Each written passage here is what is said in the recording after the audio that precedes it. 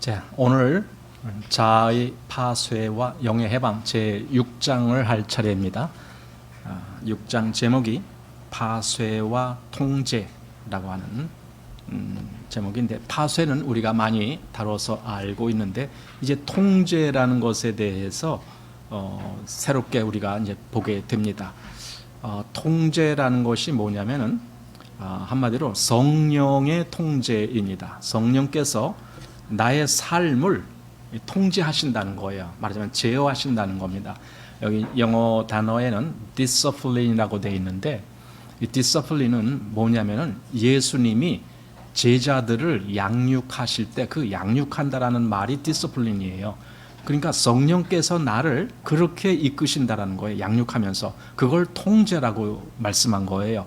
그러니 통제는 한마디로 내 마음대로가 아니고 성령 마음대로 이렇게 되는 거예요. 이것이 이제 통제라고 하는 겁니다. 오늘 이 6장 파쇄와 통제라고 하는 그 장에 오늘 전반부 반만 하겠습니다. 그리고 다음에 또 후반부 이렇게 하게 됩니다.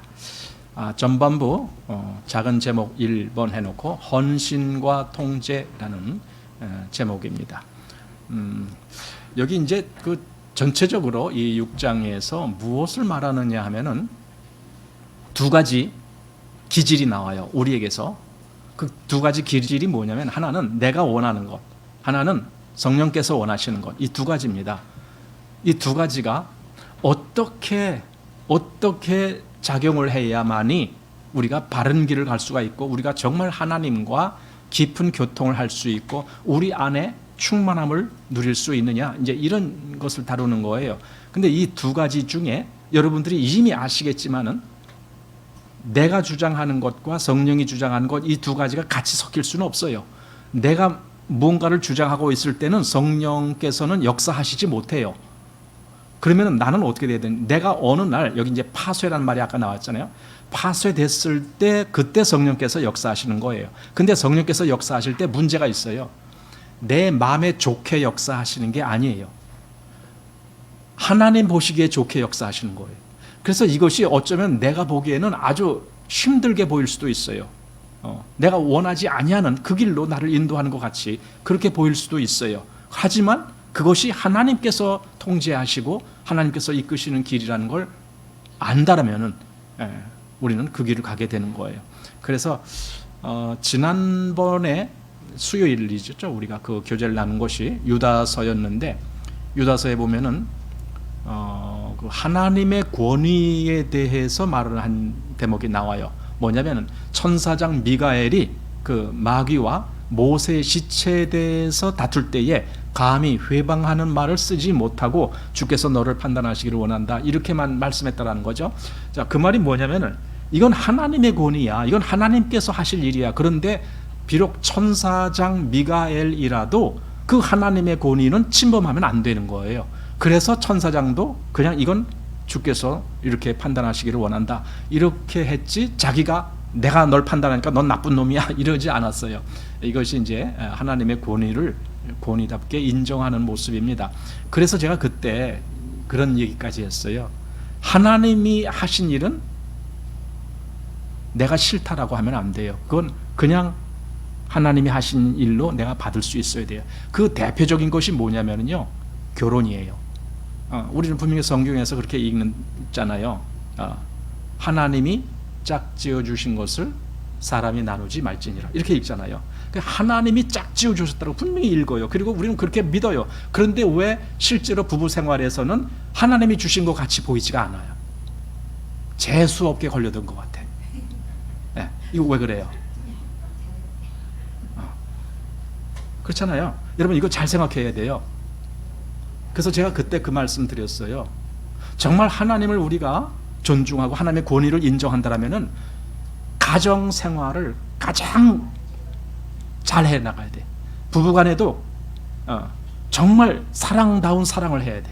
부부간에도 괜히 옆에 가서 바람 피고 그런 거 하지 말고 정말 부부간에 가장 사랑의 어떤 부부가 될 수 있도록 그렇게 해야 된다. 왜? 이게 하나님이 짝지어 주신 것이니까. 그러니까 내가 정말 하나님의 권위에 순종을 한다라면은 그렇게 해야 돼요. 만약에 배우자가 남편이든 아내든 한쪽이 아직 내가 하나님을 모르고 있다, 그러면 어떻게 해서든지 하나님께로 인도를 해야 돼요. 왜냐하면 하나님이 짝지어 주셨으니까. 당신은 하나님이 나한테 짝지어 주신 남편이고 아내인데 내가 어떻게 당신을 버리고 나만 천국 가느냐. 난 당신하고 꼭 같이 가야 된다. 이게 진짜 하나님의 권위를 인정한다면 그렇게 해야 되는 거예요. 하나님이 짝지어 주셨는데 그걸 어떻게 내 마음대로 내가 그냥 기분 나쁘다고 내가 싫다고 그냥 당신은 지옥이나 가, 어떻게 이럴 수가 있느냐고요. 그럴 수가 없어요. 또 부부가 같은 그리스도인이라면 더더욱이나 가장 사랑하는 관계가 돼야 돼요. 부부간에 사랑할 줄 모르면 어떻게 나중에 주님을 사랑하고 어떻게 그렇게 한다는 거예요. 보는 바 형제를 사랑하지 아니하는 자가 어떻게 보지 못하는 바 하나님을 사랑하느냐, 이 얘기가 있잖아요. 그러니까 나는 그리스도인 가정이라면은 다른 어떤 것보다도 부부간에 가장 사랑이 왕성해야 돼요. 거기에. 왜냐하면 그게 하나님의 권위에 복종하는 거예요. 하나님을 바라보기 때문에 그런 거예요. 다시 말해서 내 환경, 내가 어떻게 저 사람하고 결혼하게 됐지, 어떻게 우리 집은 이렇게 살게 됐지, 어떻게 우리 자식들은 이렇게 생겨났지, 이런 모든 것에 하나님의 권위가 있다는 걸 우리는 알아야 돼요. 내 모든 환경이 하나님께서 안배하시는 환경이다라는 걸 알아야 돼요. 오늘 주제가 그거예요. 내가 보기에는 별로 좋아 보이지 않아. 내가 원하는 건 그게 아니야. 그렇잖아요. 여러분 결혼할 때 솔직히 여러분 배우자를 나는 어떤 배우자라고 결혼할 거야 이거 다 생각하잖아요. 나름대로 멋있고 근사하고 돈도 잘 벌고 건강하고 이거 다 생각하잖아요. 근데 그런 배우자가 걸립니까? 네. 아니잖아요. 그럼 이게 뭐예요? 내 뜻대로 되는 게 아니야. 그거는 하나님이 맺어주셔야 돼. 네. 하나님이. 그래서 어느 날 내가 결혼하게 됐으면 하나님이 주신 내 짝이다. 이렇게 생각하고 가장 사랑을 베풀 줄 아는 서로 간에 그런 관계가 돼야 되죠. 그렇게 환경을 하나님이 안배하신 환경이다라는 걸 알 때 비로소 내가 나를 주장하는 것이 아니라 하나님께 순응하는 것이 되는 거예요. 비로소. 그러니까 이런 것을 해보지 못한 사람은 아직 하나님께 복종하는 게 아니에요. 아무리 지식이 충만하고 똑똑하고 그거 다 소용없어요. 당신 하나님께 복종했느냐 이거예요. 그게 안 되면 다른 건 다 소용없는 거예요. 그에게는 이 하나님의 귀한 열매가 없어요. 바로 그게 오늘 우리가 볼 이 전체의 주제예요. 자, 그런 의미에서 한번 시작해 보겠습니다. 1번 헌신과 통제. 내 헌신은 내가 하는 겁니다. 통제는 하나님이 하시는 겁니다. 이 두 가지만 알고 시작해 보겠습니다. 우리 겉사람이 파쇄되기 위하여는 주님 앞에서의 우리의 헌신이 요구된다. 네. 파쇄되기 위해서는 헌신이 필요하대요. 내가 헌신 안 하면요 파쇄가 안 됩니다. 왜냐면은 나를 하나님께 맡기고 온전히 하나님께 드리지도 않았는데 하나님이 어떻게 나를 파쇄시켜요? 내가 나를 주장하고 내가 나를 움켜쥐고 하나님 이거 절대 건드리지 마세요. 내가 이러고 있는데 어떻게 하나님이 그걸 건드리시냐고요. 그냥 내버려 두지. 그러니까 헌신이 요구된다는 걸 우리가 알아야 되는 겁니다. 내가 정말 파쇄되려면은 주님 앞에 나는 헌신이 필요하다. 즉 헌신이라고 해서 일 저런 일 많이 한다 그런 게 헌신이 아니라 나를 주님께 드리는 거예요. 그게 헌신이에요. 자, 그러나 우리의 헌신만으로는 모든 문제를 해결할 수 없다. 헌신은 우리 편의 뜻을 나타내는 것으로서 우리가 아무 조건이나 아무 보류함이나 제한 없이 하나님께 드린다는 뜻을 표하는 것일 뿐이다. 헌신, 아무 조건 없이, 아무 제한 없이, 아무 보류라는 것은 주저하는 거예요. 이렇게 이렇게 이거 잠깐 하지 말까 이렇게 보류, 그런 것 없이 온전히 다 하나님께 드려요. 하나님 이거 전부 하나님 것입니다. 저에게 허락하신 모든 것 다 하나님 것입니다. 이렇게 하나님께 드려요. 근데 그렇게 할지라도 그건 내 마음의 생각이라는 거예요. 헌신은 내가 그렇게 하는 거잖아요. 내가. 그런데 그것이 좋은 거예요. 헌신이 좋은 거예요. 근데 그것만 있어서는 안 되는 거예요. 또 다른 것이 있어야 돼요. 이제 그 부분을 우리가 보는 겁니다. 우리는 5분이나 1분 내에 우리 자신을 하나님의 손에 맡길 수 있다. 그러나 이것은 하나님이 5분이나 1분 내에 우리 자신을 완전히 처리하셨다는 말은 아니다. 그렇죠. 이건 우리는 나를 드릴 때 즉시 나를 하나님께 드리겠습니다. 이럴 수도 있어요. 1분 아니라 1초 내에 드릴 수도 있어요. 그런데 그런다라고 실제로 내가 하나님이 원하시는 그런 어떤 것이 되는 건 아니에요. 이건 하나님이 나를 또 다루셔야 될 어떤 부분이 남아 있어요. 자, 계속 보겠습니다. 우리가 완전히 자신을 헌신하고 싶어 하는 것은 영적인 길에서 시작에 지나지 않는다. 그러니까 여기 자신을 헌신하고 싶어 하는 것은 시작이다. 이거 시작. 시작이라면은 앞으로 갈 길이 많이 남았다 이거죠. 이제 시작이니까. 자, 이것은 하나님께서 그분의 역사를 다 마치셨다는 말도 아니다. 시작인데 어떻게 마쳐요? 끝까지 가야 마치는 거죠. 그러므로 사람이 하나님께 쓰임을 받을 수 있는가는 헌신만으로 판단할 수 없다. 헌신이 있어야 할 뿐 아니라 또한 성령의 통제가 필요하다. 자, 바로 이겁니다. 이 둘 다 있어야 됩니다. 내가 헌신하고자 하는 마음, 그것도 있어야 되지만 성령께서 나를 통제하는, 나를 말하자면은 아까 그 양육하는, 아까 디스플린이라고 했잖아요. 통제라는 단어가 나를 그렇게 양육하는 그런 것도 있어야 된다라는 겁니다. 자, 성령의 통제는 매우 중요하다. 이것은 우리가 하나님께 쓰임을 받을 수 있는가와 큰 관계를 갖고 있다. 우리의 헌신에 성령의 통제가 있어야 유용한 그릇이 될 수 있다. 자, 여기 둘 다 나온 겁니다. 하나는 우리의 헌신, 그리고 또 하나는 성령의 통제. 이 둘 다가 있어야 돼요. 그래야 유용한 그릇이 된다. 이겁니다. 헌신이 없을 때 성령의 통제는 많은 경우 어려움에 처한다. 그러니까 성령의 통제는 강하게 나타나려고 하는데 내가 헌신하지 않아요. 그러면 성령의 통제가 제대로 역사를 못한다는 거예요. 왜냐하면 제한을 받기 때문에 그래요. 제한을. 참 하나님은 나를 통해서 어떤 일을 하실 때는 꼭 나의 동의를 얻으셔요. 나의 자발적인 어떤 헌신 이런 것이 있어야 하나님이 나를 통해서 역사하시지, 내가 나를 하나님께 드리지 아니하면은 하나님은 나를 쓰시지 않아요. 쓰실 수가 없어요.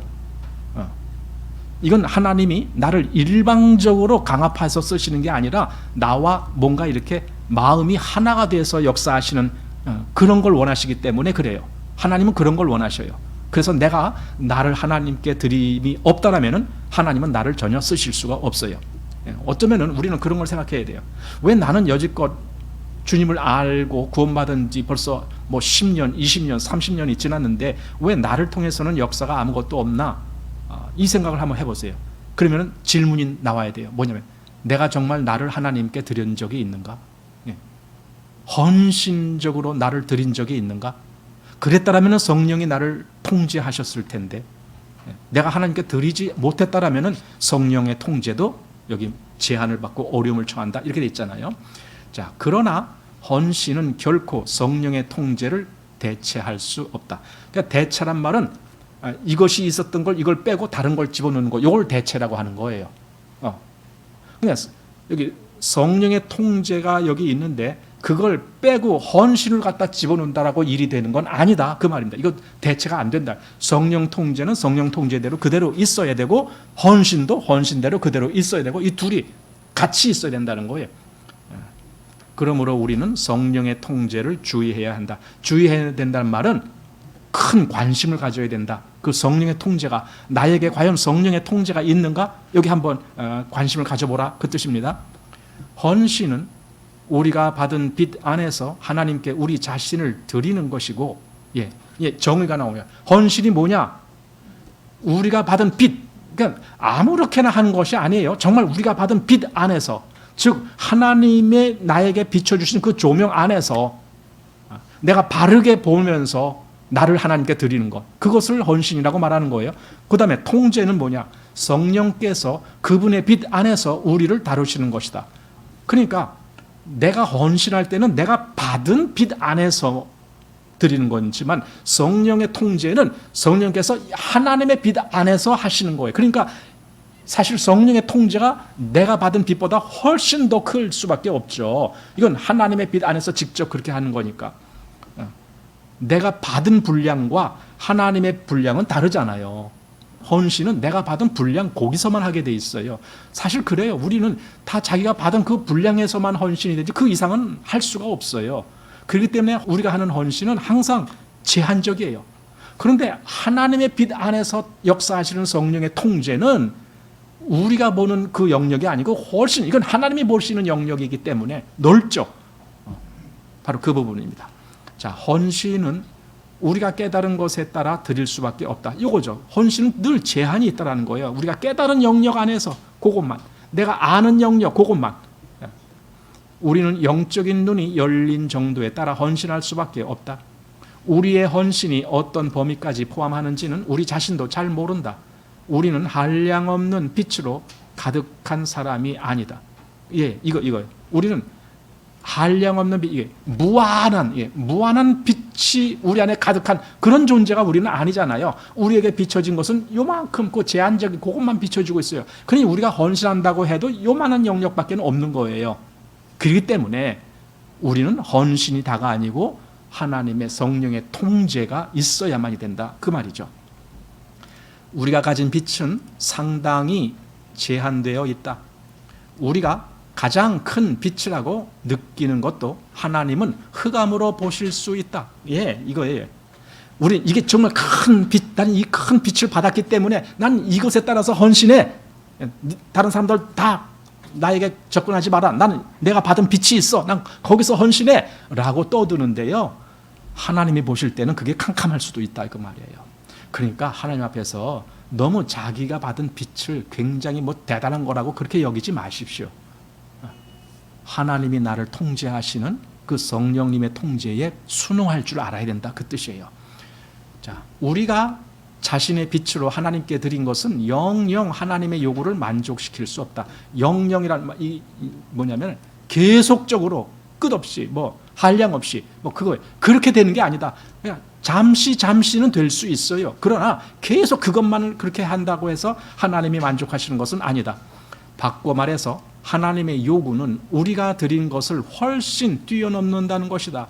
우리가 아는 것이 제한되었고 우리의 빛도 제한되었기 때문에 우리의 드림은 자연히 하나님의 마음을 만족해 할 수 없다. 항상 모자란다라는 거예요. 그렇다면 어떡합니까? 내게 빨리 성령님의 통제로 인해서 내가 성령님을 따라서 역사하는 것이 나와야 되겠구나. 이렇게 이제 갈망하게 되는 거죠. 자, 그러나 성령의 통제는 이와 완전히 다르다. 성령의 통제는 하나님의 빛 안에서 그분이 우리에게 무슨 필요가 있는지를 보시는 것이다. 우리가 보는 것이 아니라 하나님께서 보시는 것이다. 하나님은 우리에게 어떤 필요가 있음을 아실 때 그분의 영으로 말미암아 우리 겉사람을 파쇄하기 위하여 우리에게 필요한 환경을 안배하신다. 이제 환경이란 말이 나왔습니다. 아까 제가 시작할 때 바로 이 말을 했던 거예요. 환경을 하나님이 안배하셨다. 하나님이 그렇게 조성하셨다. 하나님이 그쪽으로 이끄셨다. 그러면 나는 어떻게 해야 되느냐 이거예요. 그 환경을 내가 정말 받아들이고 순종할 거냐 이거예요. 내가 보기에는 정말 싫어. 내가 보기에는 싫은 환경이지만 하나님이 나를 그 길로 인도하시는 거예요. 그랬을 때 내가 어떻게 할 거냐는 거예요. 한마디로 아까 말했듯이 예를 들어 부부간의 관계, 가정에서 자녀와 부모와의 관계, 그때 늘 마음에 듭니까? 마음에 들지 않을 때가 있잖아요. 그런다고 해서 어떻게 해야 되느냐 이거예요. 하나님은 그래도 그걸 나에게 환경을 여기 환경의 안배를 그렇게 해주신 거예요. 나로 하여금 그 길을 가도록 해주신 거예요. 그러면 내가 하나님의 뜻을 받아들여야 되는 거예요.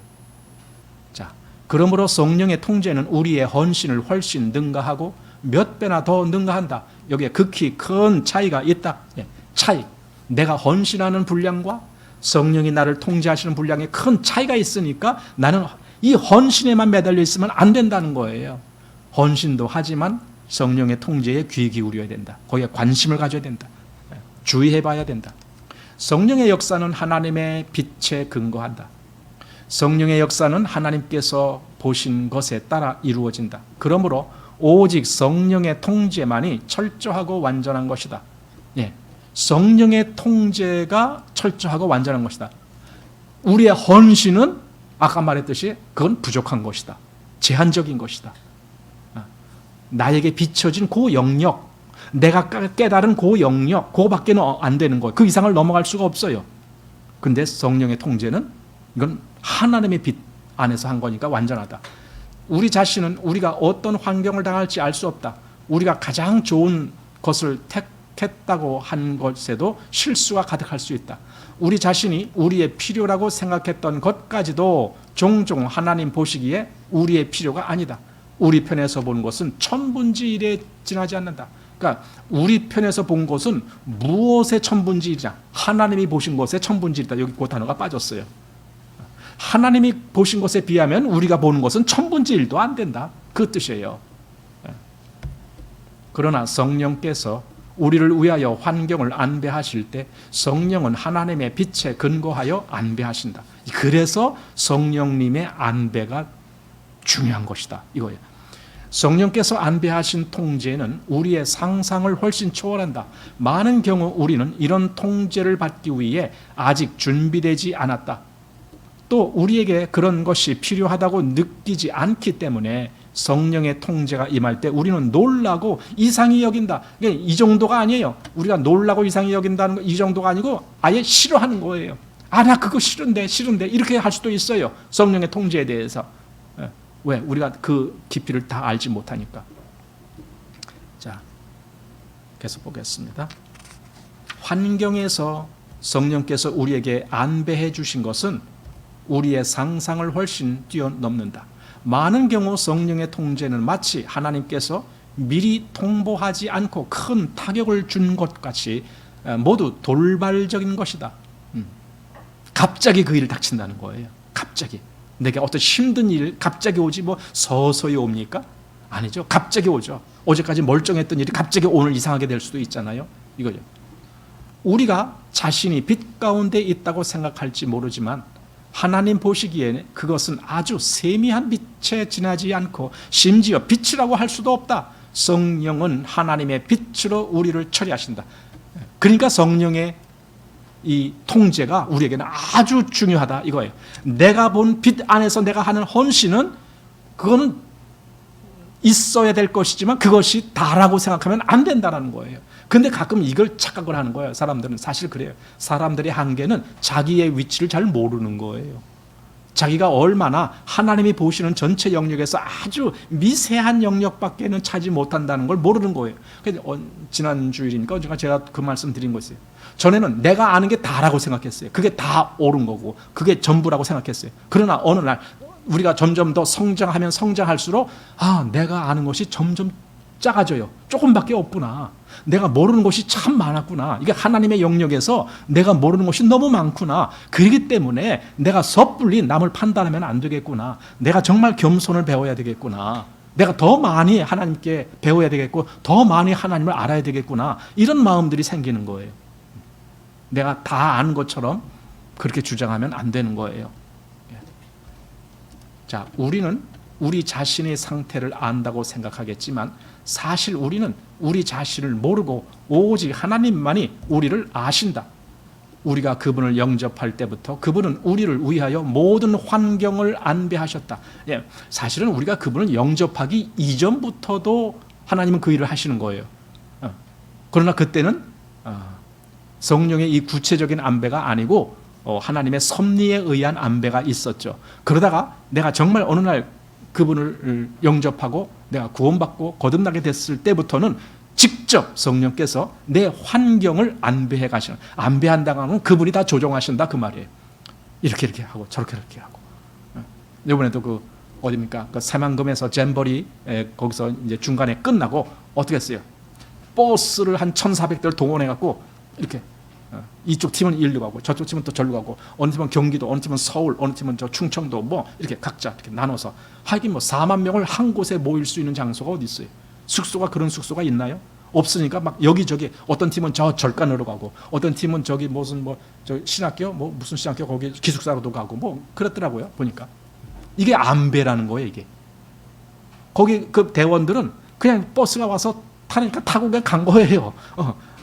자기가 원한다라고 한 게 아니야. 그냥 버스가 가는 대로 간 거예요. 물론 버스 그 다 계획대로 한 거지만은 대원들은 그냥 버스 타고 내려보니까 여기 경기도네, 여기 성남이네, 뭐 이렇게 하고 되는 거예요. 이게 안배란 말입니다. 우리는 성령의 안배가 우리에게 그렇게 옵니다. 자, 그분이 안배하신 모든 환경은 다 우리에게 큰 유익을 준다. 왜냐하면 그분은 우리를 아시고 우리의 필요를 아시기 때문이다. 예. 그분이 아시니까 그분이 배려하시고 안 배려하신 것은 다 유익한 것이다. 근데 내 눈에는 그게 유익하게 안 보일 때가 많아요. 내 눈에는. 바로 이게 이제 문제라는 거죠. 자, 성령께서 우리 몸에서 이루시는 역사에는 적극적인 부분인 세우는 부분과 그다음에 소극적인 부분인 허는 부분이 있다. 나를 세우시는 것이 있고 나를 허시는 것이 있다 이거예요. 이게 두 가지 다 있다. 거듭난 뒤에 우리 안에 성령이 거하시지만 우리 겉사람은 그분에게 자유함을 드리지 않는다. 이게 뭐냐면은 자유롭게 그 성령께서 역사하시도록 내가 그렇게 허락하지 않고 내 고집을 계속 부린다 그 뜻이에요. 자, 이것은 마치 사람이 좁고도 딱딱한 새 신발을 신고서 걷지 못하는 것과 같다. 겉사람은 속사람에게 어려움을 주지만 속사람은 겉사람을 지배할 수 없기 때문에 구원받은 후로부터 하나님은 우리 겉사람을 처리하고 파쇄하신다.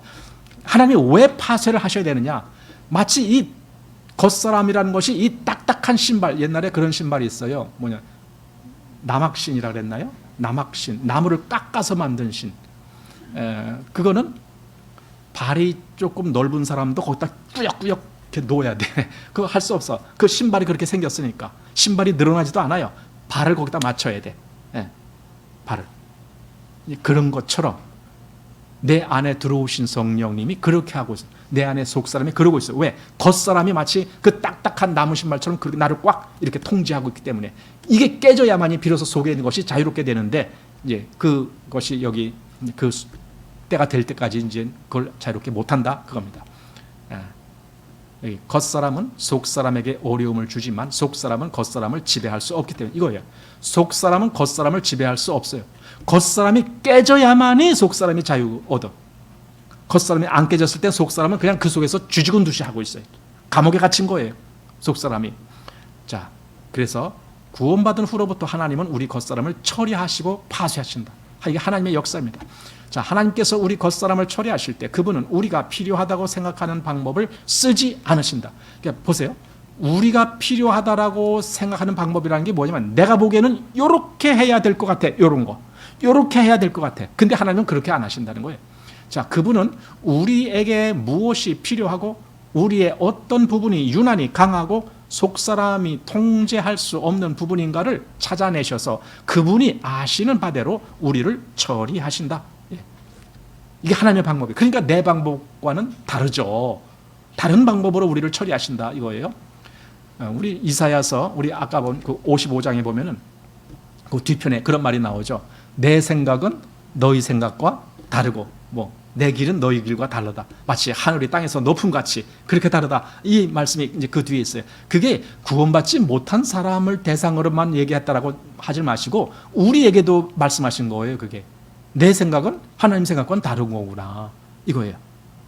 자, 성령께서 우리 겉사람을 파쇄시키는 방법은 우리 속사람을 강하게 하거나 속사람에게 더 많은 은혜를 주시는 것이 아니다 이거예요.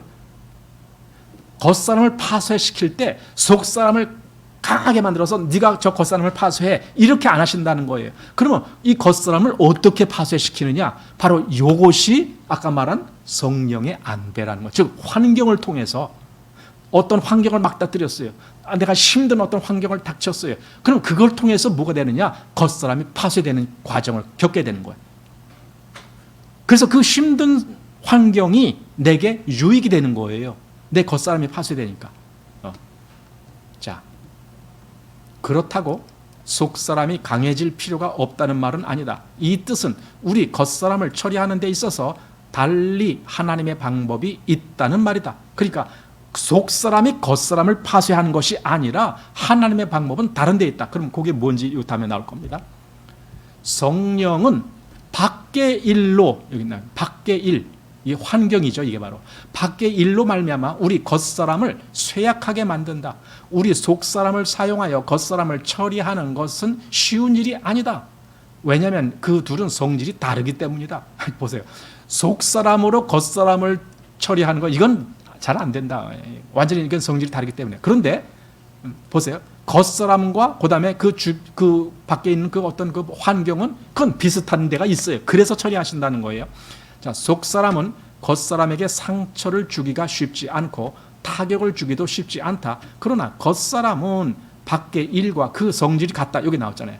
겉사람은 밖의 일, 즉 세상 일, 환경, 어떤 여건 이런 거와는 같은 쪽에 있는 게 겉사람이에요. 아주 쉽사리 밖의 일에 영향을 받는다. 뭐가? 겉사람이. 그래서 밖의 일에, 즉 이 환경에 의해서 영향을 받는 것이 겉사람이기 때문에 그래서 환경을 사용하셔서 겉사람을 파쇄하시는 일을 하신다. 이것이 성령의 안배다. 그겁니다. 자, 밖의 일들은 겉사람에게 타격을 주고 아픔을 느끼게 한다. 밖의 일들은 속사람이 할 수 있는 것 이상으로 겉사람을 파쇄할 수 있다. 하나님은 밖의 일들로, 제가 여기다 그걸 환경이라고 써놨어요. 밖의 일들. 밖의 일들로 우리 겉사람을 처리하신다. 이게 하나님의 방법이에요. 그러니까 나에게 주어지는 이런 환경, 밖의 일, 그게 다 쓸모없는 게 아니란 말이에요. 오늘 내가 가다가 어떤 정말 이상한 사람을 만나갖고 개떡 같은 사람을 하나 만나갖고는 그냥 한바탕 싸움질을 해갖고는 내가 기분이 나빴고 씩씩거리고 이제 집에 들어갔다는 거예요. 그러면 나는 어떻게 생각해요? 아, 참 오늘 운이 없게도 저 이상한 사람을 만났네. 이렇게 생각할지 모르지만 사실은 그게 하나님이 붙여준 사람인지 누가 알아요? 하나님이 그 사람을 나에게 붙여준 거라고요. 왜냐하면 내 겉사람을 처리하시려고. 자, 그런 뜻으로 또 계속 보십시다. 성경은 참새 2마리가 한 아사리온에 팔리는 것이 아니냐라는 말씀. 참새 5마리가 2 아사리온에 팔리는 것이 아니냐 이런 말이 있다. 2마리는 한 아사리온, 5마리는 2 아사리온. 이게 뭔가 셈이 안 맞죠. 5마리는 2 아사리온이 아니라 2 아사리온 반이라야 가격이 맞는 건데 여기 보니까 4마리를 사면은 1마리를 도움으로 준다. 그 말이에요. 어쨌든 이렇게 뭐 5마리건 뭐 2마리건 간에 이것은 아주 값싼 것이다. 값싼 것이다. 5번째 것은 돈을 지불할 필요가 없이 공짜로 주는 것이다. 그러나 너희 아버지께서 허락하지 아니하시면 하나도 땅에 떨어질 수 없느니라. 바로 요것 때문에 지금 이 말을 산 거예요. 그 참새조차도 하나님이 허락하셔야만이 땅에 떨어진다. 그럼 뭐예요? 이 모든 환경을 하나님이 통제하신다 그거잖아요. 참새가 떨어지는 것, 참새가 떨어져서 사람 손에 잡혀서 팔리는 것, 여기도 하나님의 통제가 있어야만이 가능한 거다. 그렇다면 하물며 너희일까 보냐 이거예요. 하나님은 너희 머리털까지라도 그 수까지도 다 세셨다. 지금 이런 거예요. 그러니 내 환경을 하나님이 전혀 모르시고 계실까요? 아니죠. 다 알고 계시죠. 일부러 그 환경을 겪게 하시는 것이죠. 내가 힘든 환경에 난 아주 죽을 지경입니다. 예, 다 보고 계시는 거예요, 그게. 하나님이. 그리고 어쩌면 하나님이 그걸 이용하시는 거예요. 내 겉사람을 깨뜨리려고. 여기 나오는데 성경은 너희의 머리카락까지도 세신 바 되었느니라고 말한다. 세었다라는 말은 번호를 매겼다고 번역하는 것이 더 정확하다. 머리카락 하나하나를 다 세었을 뿐 아니라 번호까지 매기셨다. 그러니까 여기 머리카락에 우리는 그냥 머리카락 몇 가닥 뭐 여기 한 뭐 1000개, 10,000개 있다. 그럼 우리 1000개, 10,000개 그렇게만 아는데 하나님은 하나하나 번호까지 매겼어. 그 말은 뭐냐? 여기 153번 여기 있다. 그거까지 구별하신다는 거예요. 그냥 많다, 뭐 수천 개 된다 그런 게 아니라 하나하나까지도. 그럼 이 정도로 우리의 그 어떤 환경에 대해서 우리의 어떤 외부 상황에 대해서 그걸 그렇게 정확하게 파악하신 하나님이라면은 내 환경, 내가 접하는 환경을 그냥 아무거나 접하게 그렇게 하실까요? 아니다는 거예요. 그걸 바로 다 통제하시는 분이 하나님이시다. 자, 머리카락 하나하나를 다 세었을 뿐 아니라 번호까지 매기셨다. 그러므로 우리는 그리스도인에게 임한 모든 환경을 하나님께서 안배하셨음을 이해할 수 있다. 여기 안배, 하나님께서 안배, 내가 주어진 모든 환경을 하나님이 안배하셨다 이거예요. 그런데요, 가끔 어떤 사람은 그러니까 하나님이 나에게 이렇게 큰 부자가 되게 하셨네, 나에게 이렇게 복을 받게 하셨네, 이렇게 좋아할지 몰라요. 예, 그것도 역시 하나님이 주신 분복이에요. 그렇지만은 그게 더 영적으로 이득이 되는 건 아닐 수도 있어요. 그걸 잘 알아야 돼요. 내가 좋은 환경이 주어졌다라고 내가 영적으로 성장하는 건 아니에요. 오히려 하나님이 그런 것을 통해서 나로 하여금 더 이상한 길로 빠지도록. 예를 들어 보십시오. 아브라함과 누가 있어요? 롯. 아브라함이 허락한 것은 그냥 가나안 땅의 사막 같은 그런. 그러나 롯에게 허락된 게 뭐예요?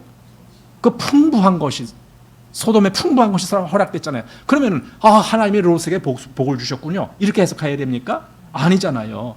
그것 때문에 롯은 망하잖아요. 아브라함은 오히려 여기서 더 하나님과 깊은 관계를 맺고 다르잖아요. 바로 그런 부분입니다. 자, 우리에게 우연히 당한 환경이란 없다. 우연이라는 것을 생각하지 마십시오. 아까 말했듯이 재수 없어서 그러지 마십시오. 우리는 모든 것이 다 하나님이 안배하셨다. 이걸 분명히 알아야 됩니다. 하나님은 모든 것이 그분의 안배 아래 있음을 우리가 보기를 원하신다. 하나님은 우리의 필요에 근거하여 모든 것을 안배하신 것이다. 그분은 어떤 것이 우리 속사람에게 가장 유익한지를 아신다. 어떻게 해야 우리 겉사람을 깨끗이 파쇄할 수 있는지를 아신다. 그분은 우리 겉사람을 파쇄할 수 있는 밖의 일들이 어떤 것인지를 아신다. 그분은 그것을 우리가 한 번, 두 번 계속 당하도록 하신다. 당신은 하나님 앞에서 과거 5년 또는 10년 동안 당한 모든 일이 당신을 교육하기 위한 안배된 것임을 알아야 한다. 여러분 그렇게 생각합니까? 내가 지난 5년 동안 또는 지난 10년 동안 하나님이 나를 그 길로 걷게 하셨어. 왜? 나를 제대로 가르치시려고, 내 이 겉사람을 더 깨지게 하시려고 나를 그렇게 이끌고 가셨어. 그렇게 생각하십니까? 그러면 잘하신 거예요. 근데 그렇게 생각 안 하셨다면 심통 부리는 거예요. 그러면 하나님 앞에, 하나님 왜 나한테 이렇게 힘들게 해요? 이렇게 심통 부리는 거예요.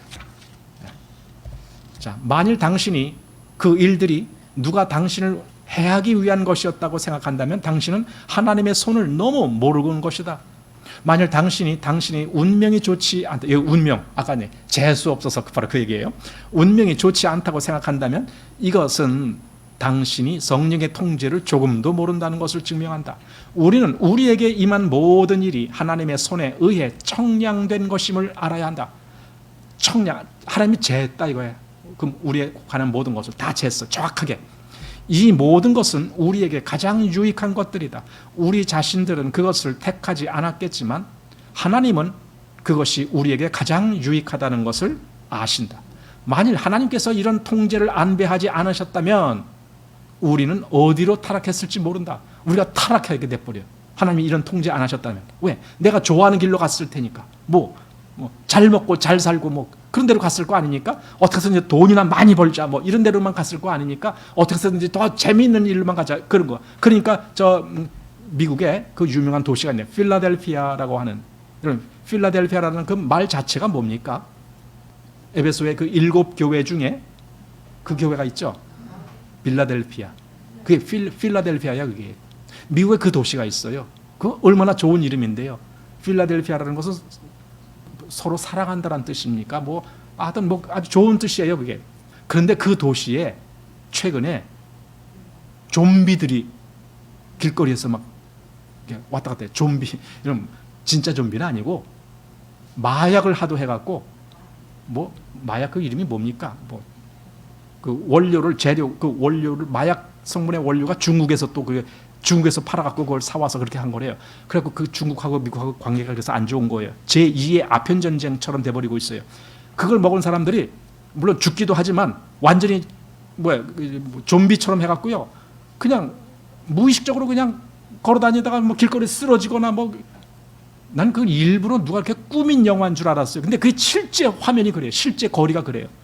마치 이렇게 그거 무슨 정말 좀비처럼 그렇게 걸어다녀요. 근데 그게 진짜예요. 그 필라델피아라는 그 아름다운 이름을 가진 도시가 왜 그렇게 됐느냐고요. 자기들이 좋아하는 쪽으로만 가게. 그 마약 좋다더라.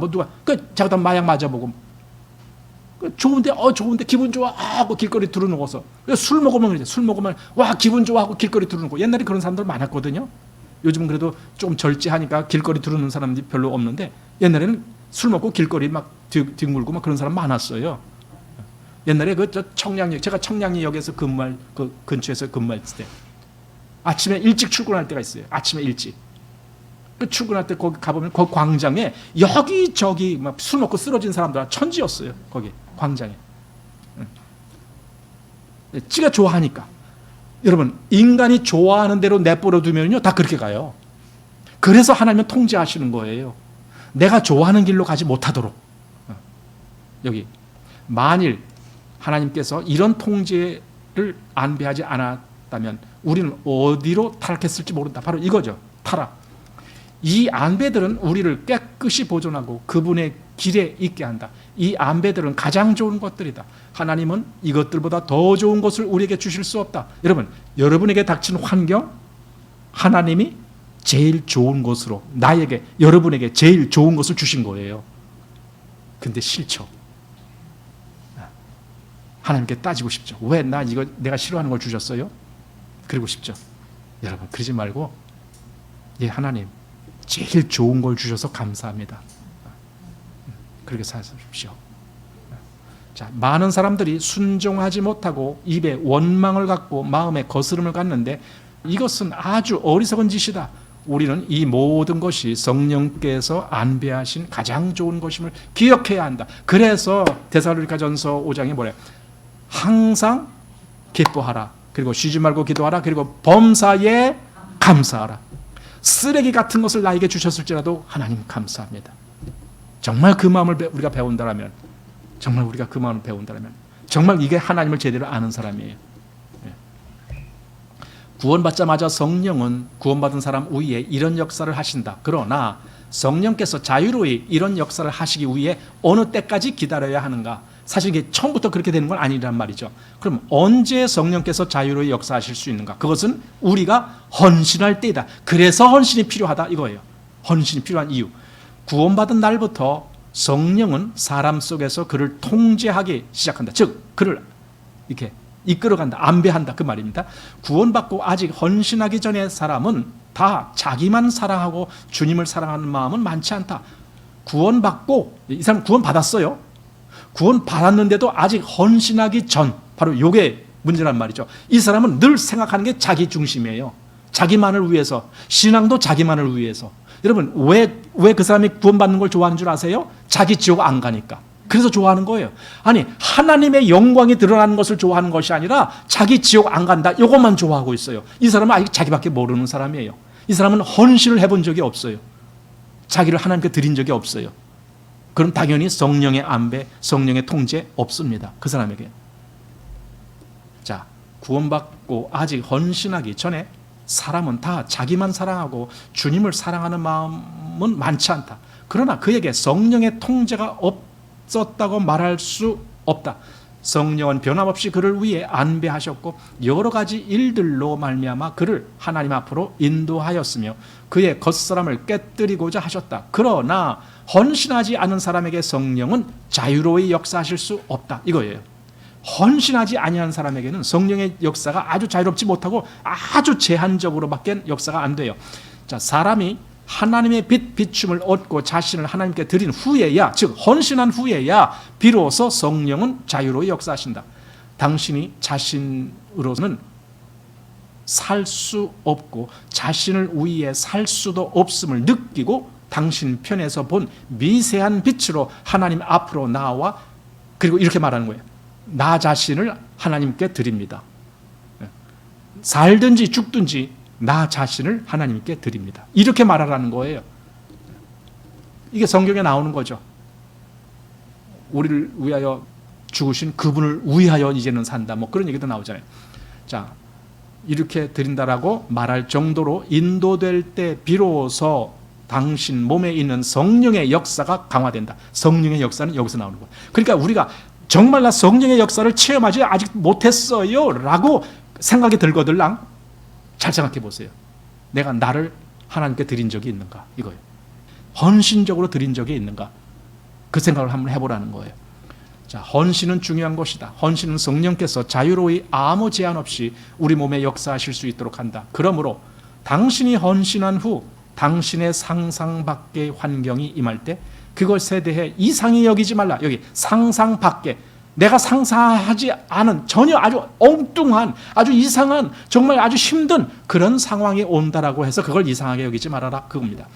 이런 환경이 임하는 것은 당신이 아무 조건 없이 자신을 주님 손에 맡긴 적이 있기 때문이다. 나를 주님께 맡겼는데 주님이 어떤 환경을 처하게 하신들 왜 그거 가지고 당황하느냐고요. 어떤 환경이 오더라도 예 하나님 감사합니다 이래야죠. 근데 그게 지금 잘 이거 적응이 안 된 사람은 그게 안 되는 거예요. 자, 당신이 주님께 주여 당신이 보시기에 내게 가장 유익한 것을 내게 이루소서라고 말한 적이 있기 때문이다. 이게 헌신이거든요, 이게. 자, 이렇게 헌신할 때 성령은 자유로이 아무 고려 없이 당신에게 역사하신다. 이렇게 돼야 되는 거예요. 이게 진짜죠. 이게 뭐 환경이 좋아진다가 아닙니다. 그래서 자꾸만 이게 교회에서 뭐 하나님 믿으면은 뭐 하는 일도 다 잘 되고 뭐 이렇게 가르치는 사람들이 있기 때문에 이게 안 되는 거예요. 여러분, 성령의 안배는요, 나에게 모든 일들이 다 잘 된다가 아니에요. 오히려 내가 보기에는 안 되는 쪽으로 갈 수도 있어요. 그렇지만 그게 성령의 안배예요. 나를 헌신했다라면은 나는 거기에 오히려 기쁨으로 감사하면서 갈 수가 있어요. 근데 나를 헌신하지 않았기 때문에 그 길을 못 가는 거죠. 자, 우리가 주님의 길을 가지 않는다면야 말할 것이 없겠지만, 만일 우리가 주님의 길을 가기를 원한다면 우리는 절대적으로 성령의 통제하는 역사를 주의해야 한다. 성령께서 통제, 즉 나를 안배하시는 그 길로 가야 한다, 이겁니다. 자, 2번 은혜 받는 최고의 방법. 굉장히 좋은 제목 같죠? 그러나 어떻게 해야 은혜 받는지 한번 보십시다. 하나님은 그리스도인에게 그가 구원받은 날부터 그를 온전케 하기 위하여 계속 은혜를 주신다. 사람이 하나님 앞에서 은혜를 얻는 여러 방법이 있는데 우리는 이것을 은혜를 받는 방법들, 여러 개니까 방법들이죠, 이렇게 말한다. 기도가 하나의 방법이에요. 기도는 은혜를 받는 방법 중 하나이다. 왜냐하면 기도로 말미암아 우리는 하나님 앞에서 은혜를 얻을 수 있기 때문이다. 두 번째, 말씀을 듣는 것, 이것도 은혜를 얻는 방법이에요. 말씀을 듣는 것도 은혜를 받는 한 가지 방법인데, 이것은 우리가 말씀을 들음으로써 하나님 앞에 나와서 은혜를 얻을 수 있기 때문이다. 이게 뭐 기도, 말씀 듣는 것 다 유익한 것이고 다 은혜를 얻는 방법 중에 하나예요. 은혜를 받는 방법이라는 말은 매우 적합하다. 수백 년 동안 하나님은 이런 용어를 사용해 오셨다. 우리에게는 은혜를 받기 위한 방법들이 필요하다. 우리가 그리스도인이 된 날부터 우리의 매일의 생활은 은혜 받는 방법 위에 한 가지 방법이 더해지고 계속 더해지는 생활이다. 그러니까 은혜 받는 방법들이 계속 더해진다는 뜻이에요. 이것은 우리가 집회에 참여하든 말씀을 듣든 기도를 하든 이것을 하든 저것을 하든 그것들로부터 은혜를 얻어야 하는 것이다. 은혜를 얻는단 말이 좀 이상해 들리는데, 은혜의 역사가 나에게 있어진다, 이 말로 해석해야 더 좋습니다. 자, 여기서 우리가 소홀히 해서는 안 될 은혜 받는 한 가지 방법인 성령의 통제를 주의해야 한다. 그러니까 우리 요 앞에서 그랬잖아요, 헌신과 통제. 근데 그 헌신은 성령의 통제다. 근데 지금 여기 두 번째 보니까 그 성령의 통제가 내가 은혜 받는 길이에요. 그게 은혜 받는 방법. 자, 즉 그리스도인의 생활에서 대부분 은혜 받는 방법이 다 성령의 통제 안에 있다는 말이다. 당신의 기도, 당신의 성경 읽기, 당신의 집회, 당신의 말씀을 듣기, 당신의 말씀이 아니고 당신이 말씀을 듣는 것, 이렇게 더 좋겠네요. 또 당신의 기다림, 당신의 묵상, 당신의 찬미, 이 모든 방법들을 통해서 은혜를 받지만 그 모든 것들이 다 어디에 있느냐? 성령의 통제 안에 있어야만이 된다. 그래서 이것들은 성령의 통제와 비교할 수 없다. 왜? 성령의 통제는 월등한 방법이기 때문에 그렇다, 이겁니다. 그러니까 나머지는 다 아무리 풍성하게 했다 할지라도 성령의 통제가 없다라면 아직 충만한 은혜를 누리지 못해요. 자, 하나님께서 우리에게 주신 많은 은혜 받는 방법들 중에서 성령의 통제보다 더 중요한 것은 없다. 성령의 통제. 자, 성령의 통제가 은혜 받는 최고의 방법이다. 돌이켜 우리의 은혜 받는 방법을 살펴볼 때 우리가 하나님 앞에서 얼마나 걸었는지를 알 수 있다. 만일 우리의 영적 성장에서 기도만 의지하거나 또는 말씀 듣기 또는 성경 읽기만 의지한다면, 또 은혜 받는 방법들이 주로 이것뿐이라면 우리는 한 가지 가장 중요한 은혜 받는 방법을 잃어버리는 것이다. 그러니까 나 정말 기도를 열심히 해서 은혜 많이 누리고 있어요. 또 어떤 사람은 나 성경을 읽고 말씀을 많이 듣고 늘 묵상하고. 저는 그래서 그런 것도 제가 설교 감상주의가 되지 말라라는 얘기를 제가 말하죠. 설교 감상주의가 되지 말라. 설교를 들으면서 계속 은혜를 누리려고 하는 거예요. 아니, 그거 잘못된 거예요. 설교 들어야 되죠. 당연히 들어야 되는데 너무 치중하지 말아라는 거예요. 하나님이 지금 나를 통제하시고 나를 어떻게 여기 무슨 환경의 안배를 통해서 어떻게 이끄시는지 거기도 귀를 기울여 봐야 돼. 그리고 그게 더 중요한 거예요. 기도하고 성경 읽고 말씀 듣는 것보다도 성령의 통제가 더 중요하다는 거예요.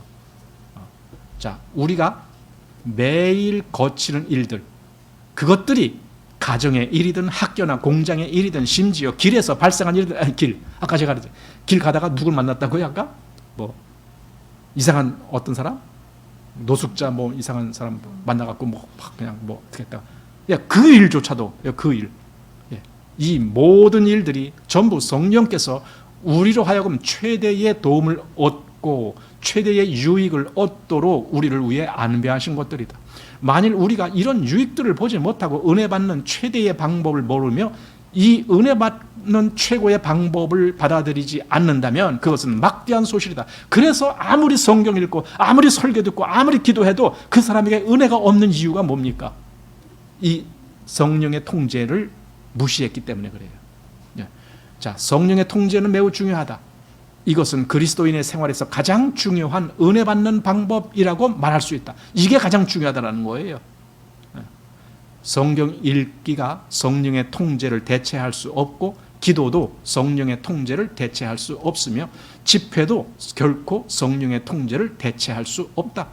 각종 은혜 받는 방법들은 다 성령의 통제를 대체할 수 없다. 이거예요. 성령의 통제가 그만큼 중요하다. 성령의 통제는 우리의 환경을 안배하는 것이에요. 내 환경을 통해서 나를 가르치시는 거예요. 이게 성령의 통제인데 그것보다 더 중요한 것은 없다. 그러니까 내 환경에, 내 주변에 나와 관계 맺는 사람 중에 내가 아주 미운 사람이 있잖아요. 내가 아주 미워. 그 사람 아주 나 미워 죽겠어. 여러분, 그 사람을 성령님이 보내신 거예요.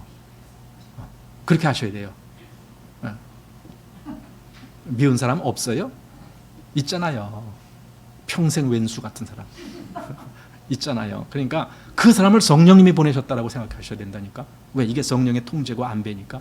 자, 우리는 성경을 읽어야 하고 말씀을 들어야 하며 또 여러 가지 은혜 받는 방법들이 필요하다. 예, 맞아요. 성경 읽는 것도 필요하고 말씀 듣는 거 필요해요. 기도도 필요해요. 근데 여기 성령의 이 통제를 무시하면 안 된다는 거예요. 비록 이것들이 우리에게 다 귀중한 것이지만 그중 어떤 것도 성령의 통제를 대체할 수 없다. 만일 우리가 성령의 통제 방면에서 잘 배우지 못한다면 우리는 그리스도인이 되기가 어려울 것이고 또한 하나님을 잘 섬기지 못할 것이다. 말씀 듣는 것은 우리로 속의 영양분을 얻게 하고 기도는 우리 속을 소성케 할 수 있으며 하나님의 말씀을 읽는 것은 우리로 속의 적셔짐을 얻게 하고 다른 사람을 돕는 것도 우리의 영을 해방되게 한다. 이게 다 좋은 것이에요. 그러나 만일 우리 겉사람이 여전히 강하다면 겉사람은 어떻게 깨져요? 성령의 안배를 통해서 이 밖의 일, 즉 환경을 통해서 겉사람을 깨뜨리는데 그건 안 받아들이는 거예요. 그러면 계속 안 깨지고 있다는 거예요. 겉사람이. 만일 우리 겉사람이 여전히 강하다면 사람들이 우리를 만날 때 우리에게서 섞임을 만지게 되고, 섞임이란 말이 조금 겉사람과 속사람이 섞인 것 같다, 뭐 그렇게 해석할 건지 하여튼 그렇게 보십시오. 자, 우리가 깨끗하지 않다는 것을 느끼게 될 것이다. 사람들은 한 면으로 당신의 열심을 느끼면서도 다른 면으로는 당신의 혼잡됨을 느낄 것이다. 섞였다, 혼잡. 그들은 한 면으로 당신이 진실로 주님을 사랑한다는 것을 느끼면서도 다른 면으로는 당신이 자신을 사랑한다는 것을 느낄 것이다. 이게 섞였다는 거예요. 혼잡. 왜? 겉사람이 덜 깨졌기 때문에. 아직 겉사람이 깨지는 경험이 부족하기 때문에. 그래서 뭐 이것저것 많이 하면서도 아직 그 사람을 볼 때 다른 사람이 보면은 저 사람은 아직도 자기를 위하고 있네. 이거예요. 자기 고집만 부리고 있네. 자기 뜻만 주장하고 있네. 이거예요. 남을 배려하지 못하고 있네. 다른 사람을 인정하지 못하고 있네. 자기보다 남을 낮게 여기고 한 그런 것과는 전혀 상관없네. 이렇게 보이는 거예요. 자, 그들은 한면으로 당신이 진실로 주님을 사랑한다는 것을 느끼면서도 다른 면으로는 당신이 자신을 사랑한다는 것을 느낄 것이다. 한 면으로는 여기에 귀한 한 형제가 있다고 느끼면서도 다른 면으로는 여기에 겉사람이 파쇄되지 않은 강팍한 형제가 있다는 것을 느낄 것이다. 이렇게 된다는 거예요. 여러분, 이걸 진짜로 알아야 돼요. 진짜로. 자기가 자기를 볼 때는 이게 안 보여요. 그러나 남이 볼 때는 그게 보여요. 자, 우리가 온전케 되는 것은 말씀을 들을 때나 또는 기도할 때나 성경을 읽을 때만이 아니다. 가장 온전케 하는 것은 성령의 통제다. 성령의 통제를 통해서 겉사람이 깨어짐을 배운 사람이 진짜 충만한 사람이 돼요. 은혜 충만한 사람. 그리고 진짜 성령님의 뜻대로 살아가는 사람이 돼요. 자, 그러므로 우리는 한 면에서 완전한 헌신을 하는 것이 필요하다. 그러나 결코 헌신이 성령을 대체할 수 있다고 생각하지 말라. 예. 헌신은 성령을 대체 못한다. 헌신은 헌신대로 필요하지만 성령의 통제는 성령의 통제대로 반드시 있어야 된다.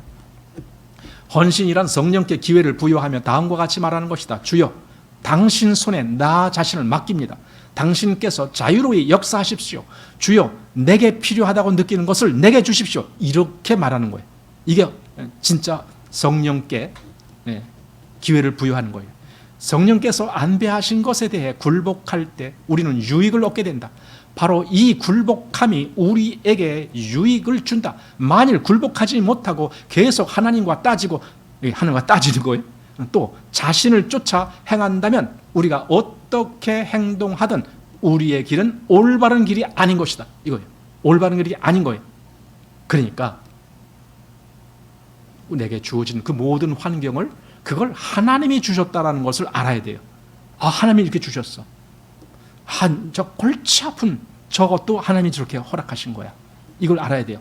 자, 우리 쪽의 기본적인 문제는 바로 아무 조건과 제한 없이, 아무 보류함 없이 자신을 하나님께 드리어 하나님께서 우리를 자유로이 처리하시도록 할 수 있느냐에 있다.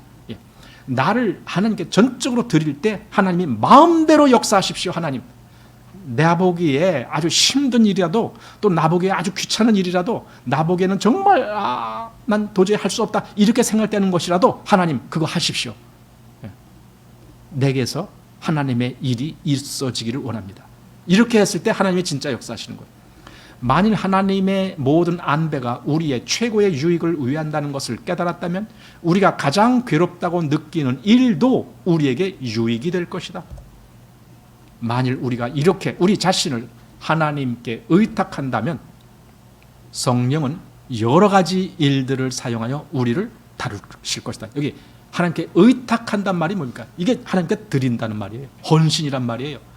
우리 자신을 하나님께 그렇게 드린다면 하나님은 진짜 우리를 다루실 것이에요. 진짜 우리 속에 성령의 역사가 나타나고 진짜 우리를 안배하셔서 그 모든 환경 속에서 하나님의 열매들이 맺혀지게 하실 것이고 이렇게 되는 거예요. 그런데 여지껏 그런 일이 없었다는 것은 나를 하나님께 그렇게 의탁하지 않았잖아요. 하나님께 헌신적으로 드리지도 않았잖아요. 그러니까 하나님이 어떻게 역사하시느냐 이거죠. 그러니까 참 우리는 여기서 배울 게 많아요. 나를 하나님께 드린다는 것이 무엇인지를 배워야 되고, 성령의 통제에 나를 순복하는 것이 무엇인지도 알아야 되고, 그랬을 때에 하나님이 역사하시는 그 모든 역사가 내가 어떻게 받아들이는지 이런 것도 알아야 되고, 이게 지금 이 책을 보면서 우리가 배워야 될 부분입니다. 짧은 분량이지만 깊이가 엄청 깊은 내용이에요. 그러니까 여러분들이 이걸 더 많이 생각하셔서 정말 이 말씀을 우리가 잘 수용할 수 있고 따라갈 수 있는 여러분들이 되시기를 바랍니다. 자, 오늘 여기까지만 하겠습니다.